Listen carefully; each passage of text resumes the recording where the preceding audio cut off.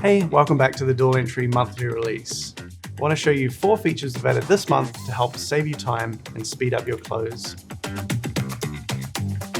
We've expanded company access to give you finer control over which companies a user can view or transact in. Once saved, the user will only see the permitted companies across DualEntry. For example, when creating an invoice, the company selector will now only show the companies the user has access to, ensuring the right people are posting to the right books every time.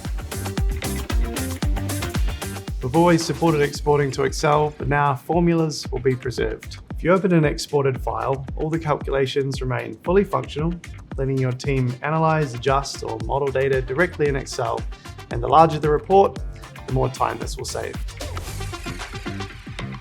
We've added 2 highly requested fields to our reports, line memo and reference number. You can now see this in our reports by toggling on the column and arranging it as desired.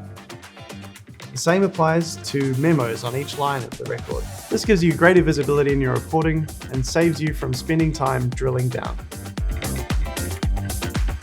You can now enable independent transaction and posting dates, a major upgrade for companies with hard close processes. To enable this setting, go to your organization settings.